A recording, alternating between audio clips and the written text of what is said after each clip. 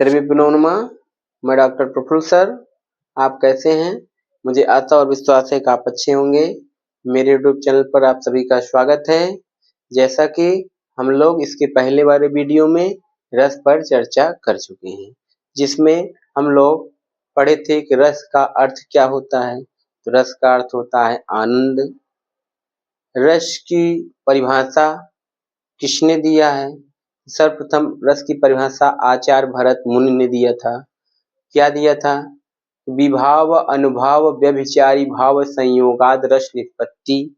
विभाव अनुभाव एवं व्यभिचारी भाव के संयोग से रस की निष्पत्ति होती है। इन्होंने परिभाषा दिया था। या हिंदी में परिभाषा जानेंगे तो काव्य, कविता, कहानी, उपन्यास आदि को पढ़ने, नाटक इत्यादि को देखने से जो हृदय में आनंद की अनुभूति होती है उसे रस कहते हैं। तो रस पर सर्वप्रथम चर्चा आचार्य भरत मुनि ने नाट्य शास्त्र जिसकी रचना है उसमें इन्होंने दिया था। उसमें इनका आचार्य भरत मुनि का जो समय है वो रस संप्रदाय के प्रवर्तक कहे जाते हैं और इनका समय जो है 2वीं शताब्दी ईसा पूर्व माना जाता है। इन्होंने नाट्य शास्त्र में 8 रसों पर चर्चा किए थे। श्रृंगार, हास्य, करुण, रौद्र, वीर, भयानक, बीभत्स, अद्भुत। ठीक, ये 8 रसों पर इन्होंने चर्चा किया था। और 9वां रस हमारा क्या होता है? शांत रस होता है। और 2 रस और हिंदी में पाए जाते हैं, जिनको कहते हैं हम लोग क्या? वात्सल्य। और 10वां हो गया, 11वां आपका जो होता है वो भक्ति रस होता है। तो इन सब पर चर्चा हम लोग इसके पहले वीडियो में कर चुके हैं। अगर आप ना देखे हो तो आप इसके पहले वाले वीडियो में जाकर देख लीजिएगा, अच्छी तरह से आपको समझ में आ जाएगा। रस जानते ही हैं, ये काव्य के सौंदर्य तत्व होते हैं। जिस तरह से एक स्त्री की शोभा अलंकार से बढ़ती है, उसी तरह से एक काव्य की शोभा जो होती है रस, छंद, अलंकार इन तीनों से ही बढ़ती है। इसलिए रस को काव्य की आत्मा माना गया है। काव्य की आत्मा क्या होता है? रस को माना गया है। इसलिए बिना रस के काव्य अच्छा नहीं माना जाता है। कहा भी गया है कि मंदो अपि,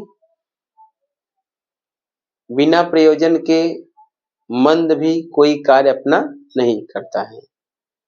प्रयोजनम अप मंदो अपि न प्रवर्ते। प्रयोजन के बिना कोई मूर्ख भी किसी कार्य में प्रवृत्त नहीं होता है। तो पहले क्या होता था? काव्य लिखे जाते थे। उन काव्यों को लिखने का एक प्रयोजन होता था, एक मुख्य लक्ष्य होता था, इसीलिए ये लिखा जाता था। ठीक, तो आइए आज हम लोग अब रस के अंग होते हैं। रस के 4 अंग होते हैं। कौन कौन से होते हैं? एक अस्थाई भाव होता है जो हृदय में हमेशा रहता है। अस्थाई भाव ये हमेशा क्या रहता है? हृदय में विद्यमान रहता है। दूसरा आपका विभाव है, जो रस को जगाने वाले कारक होते हैं, जिससे हमारे अंदर रस उत्पन्न होता है।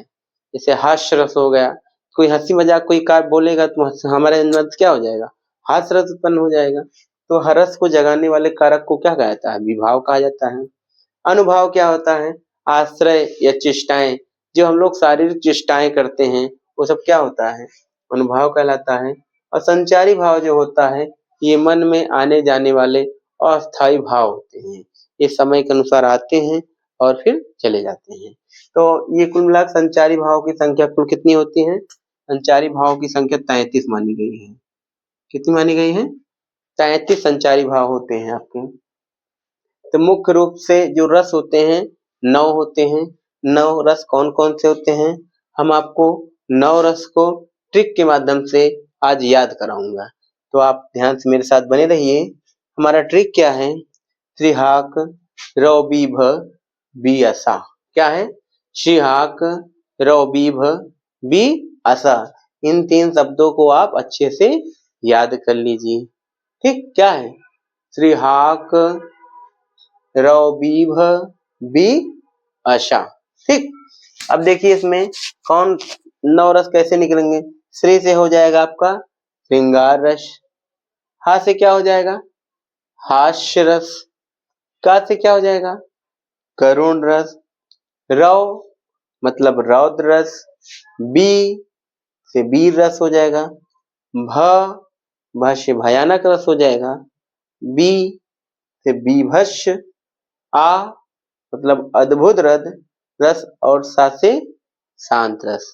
तो ये कुल मिला के आपके 9 रस हो जाते हैं। श्रृंगार, हास्य, करुण, रौद्र, वीर, भयानक, बीभत्स, अद्भुत और शांत।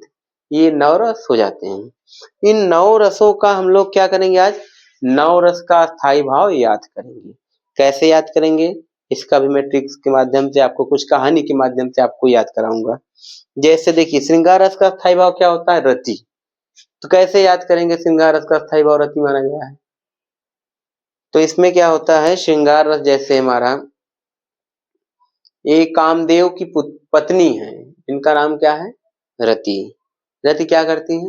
वो हमेशा श्रृंगार करती रहती है। तो श्रृंगार कौन करती है? रति करती है। तो श्रृंगार रस का स्थायी भाव क्या मान लेंगे? रति हो गया। हास्य, हास्य रस है। हास्य रस का स्थायी भाव क्या होता है? हास्य। हास्य में हास्य खुदे लिखा आ रहा है। हास्य, हास्य परिहास, तो क्या हो जाएगा इसका भाई अस्थायी भाव? हास्य रस का अस्थायी भाव हास हो जाता है। इसी तरह शोक, करुण है। करुण का क्या होता है? शोक। क्या होता है? कोई चीज, जैसे किसी के घर गए, कोई किसी घटना हो गई, दुर्घटना हो गई, किसी के यहाँ मृत्यु हो गई, तो आप जाते हैं तो वहाँ लोग क्या करते हैं? करुण रोते रहते हैं, करुण रोते रहते हैं। तो आप भी जाओगे तो वहाँ शोक मग्न हो जाते हो। आप भी, आपके अंदर भी क्या होता है? करुण उत्पन्न हो जाता है, शोक उत्पन्न हो जाता है। तो करुण रस का अस्थायी भाव क्या हो जाएगा आपका? शोक हो जाएगा।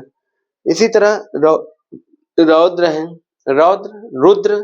रुद्र किसका नाम है? भगवान शिव का नाम क्या है? रुद्र है। तो रुद्र जो है, रुद्र भगवान शंकर है। शंकर बहुत क्रोधित हो जाते हैं, तो क्रोध हो जाएगा। वीर, वीर रस का अस्थायी भाव क्या होता है? उत्साह। आप देखते हैं वीर में हमेशा उत्साह रहता है। वीर तुम बढ़े चलो, धीर तुम बढ़े चलो, ना सिंह की दहाड़ हो, ऐसे है ना कविता है। तो उसमें क्या होता है? वीर में हमेशा क्या रहता है? उत्साह रहता है हमेशा। भयानक, कोई ऐसी चीज देख के डर जाए, भय भय उत्पन्न हो जाए आपके अंदर।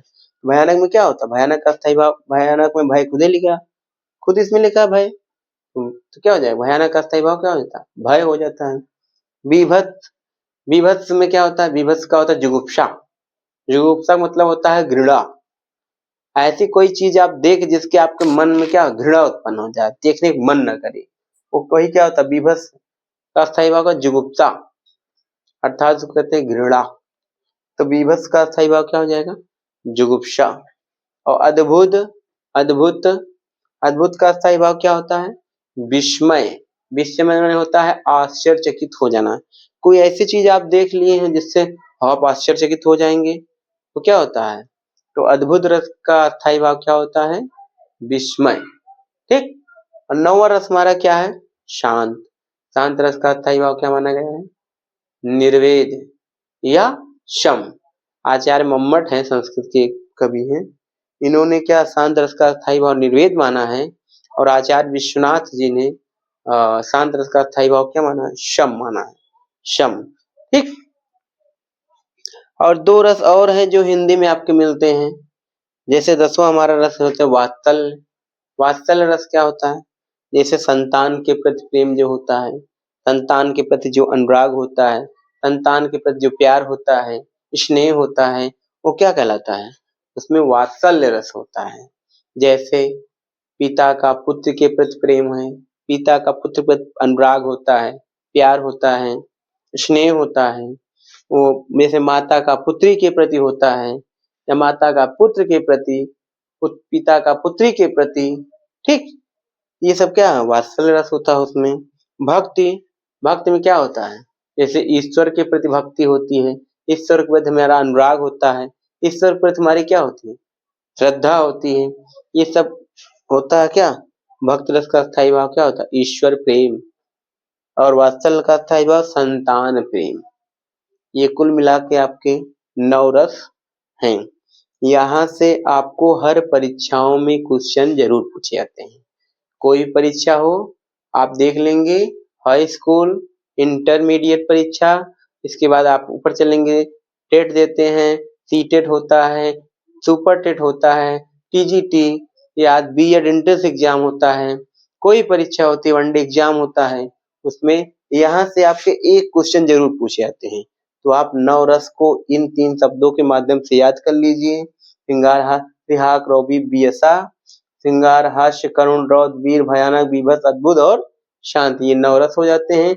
इनका स्थायी भाव मैंने आपको याद करा दिया। श्रृंगार में रति हमेशा श्रृंगार करती है, हास्य में हास्य है, करुण में शोक होता है, रौद्र में क्रोध, वीर में उत्साह भरा रहता है, भयानक में भय, बीभत्स में जुगुप्सा और अद्भुत का विस्मय, शांत का निर्वेद और वात्सल का संतान प्रेम, भक्ति का ईश्वर प्रेम होता है।